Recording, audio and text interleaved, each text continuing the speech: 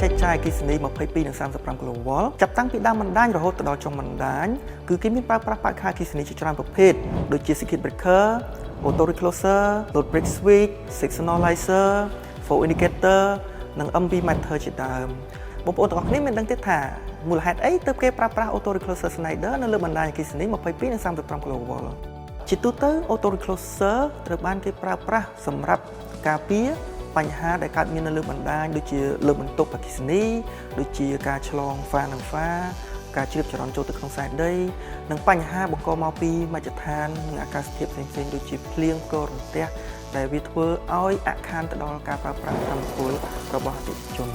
ទាំងអស់នេះគឺជាលក្ខណៈពិសេសរបស់ Auto Recloser ដែលគេបានបំពាក់នៅលើបណ្ដាញអគ្គិសនីតង់សុងមធ្យម 22 និង 35 kV ចុះចំណែកឯការប្រតិបត្តិការផ្ទាល់ជាមួយនឹង Auto Recloser តើវាជួបផលលំបាកអ្វីខ្លះពីមុនឡើយនៅពេលដែលមានការដាច់ចរន្តអគ្គិសនីនៅក្នុងតំបន់ណាមួយប្រតិបត្តិការគឺគាត់មិនអាចទទួលបានព័ត៌មានឆាប់រហ័សនិងទាន់ពេលវេលាទេប្រតិបត្តិការខ្លះគឺគាត់ទទួលព័ត៌មានតាមរយៈប្រជាពលរដ្ឋដែលផ្ដល់ដំណឹងជូនតាមរយៈទូរស័ព្ទនៅក្នុងតំបន់ដែលដាច់អគ្គិសនីនោះក្រោយពីទទួលបានព័ត៌មានអំពីការដាច់ចរន្តអគ្គិសនីប្រតិបត្តិការគាត់បានបញ្ជូនក្រុមការងារជំនាញបច្ចេកទេសជាច្រើនក្រុមក្នុងការស្វែងរកទីតាំងនៃកំហុសដែលពេលខ្លះវាមានរយៈចំណាយឆ្ងាយពេលខ្លះវានៅក្នុងព្រៃដែលវាមានហានិភ័យជាច្រើនប្រសិនបើបញ្ហាកំហុសនៃការដាច់ចរន្តអគ្គិសនីនឹងកើតឡើងនៅពេលយប់អធ្រាត្រឬក៏ពេលមានភ្លៀងធ្លាក់វារឹតតែធ្វើឲ្យប្រតិបត្តិការអគ្គិសនីនឹងគាត់មានផលលំបាកនៅក្នុងការស្វែងរកកំហុសទាំងនោះផងដែរដោយមើលឃើញអំពីផលលំបាកទាំងអស់នេះហើយទើបវិស្វករជំនាញរបស់ VP.Start របស់យើង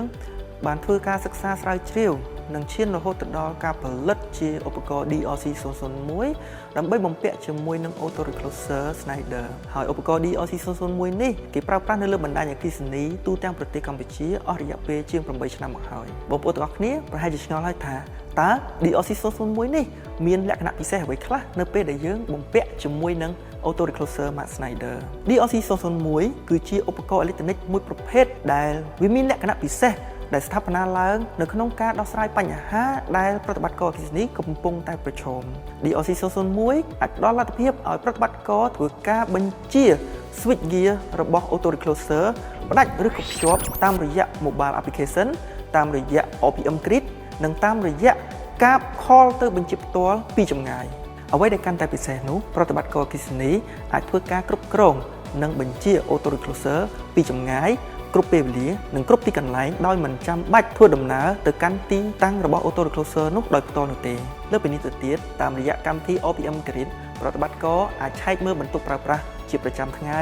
ប្រចាំសប្តាហ៍និងប្រចាំខែនិងព័ត៌មានផ្សេងៗសំខាន់ៗមួយចំនួនទៀតដោយឆាប់រហ័សនិងមានភាពងាយស្រួលបាទឥឡូវនេះខ្ញុំសូមបង្ហាញបងប្អូនទាំងអស់គ្នានៅមុខងារសំខាន់ៗរបស់ DRC-001 មុខងារទី1គឺជាមុខងារ Controlបងប្អូនទាំងអស់គ្នាអាចធ្វើការបញ្ជាផ្ដាច់ឬភ្ជាប់ Auto Recloser Switch gear ពីចម្ងាយតាមរយៈមុខងារមួយនេះមុខងារទី2មុខងារ Measurement បងប្អូនទាំងអស់គ្នាអាចទាញយកទិន្នន័យអំពីតុងសុងអានុភាពរេកង់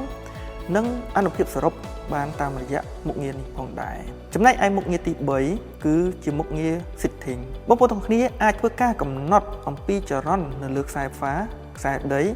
ឬក៏ចំនួននៃការផ្ដាច់ឬភ្ជាប់របស់ Auto Recloser មុខងារទី4គឺជាមុខងារ Alarm មុខងារនេះបងប្អូននឹងអាចទទួលបាននៅព័ត៌មានអំពីបញ្ហានៅលើបណ្ដាញបានយ៉ាងឆាប់រហ័សនិងផ្សេងៗគ្នាមុខងារទី5គឺជាមុខងារ Online Report បងប្អូនអាចទាញយកទិន្នន័យអំពី report នៃការប្រើប្រាស់បន្ទប់របស់បណ្ដាញអគ្គិសនីតាមរយៈមុខងារនេះបានចំណែកឯមុខងារចុងក្រោយគឺជាមុខងារ Phenty ដែលផ្ដល់លទ្ធភាពឲ្យប្រតិបត្តិការអាចដឹងអំពីទីតាំងរបស់ DRC-001 នេះបានទាំងអស់នេះគឺជាលក្ខណៈពិសេសរបស់ DRC-001 ពេលបំពាក់ជាមួយនឹង Auto Recloser Max Slider ដែលបងប្អូនទាំងអស់គ្នាអាចឆ្វេងយល់បានប្រសិនបើមានសំណួរឬក៏ចម្ងល់ផ្សេងៗបងប្អូនអាចតាក់ទងតាមរយៈព័ត៌មានខាងលើនេះបាន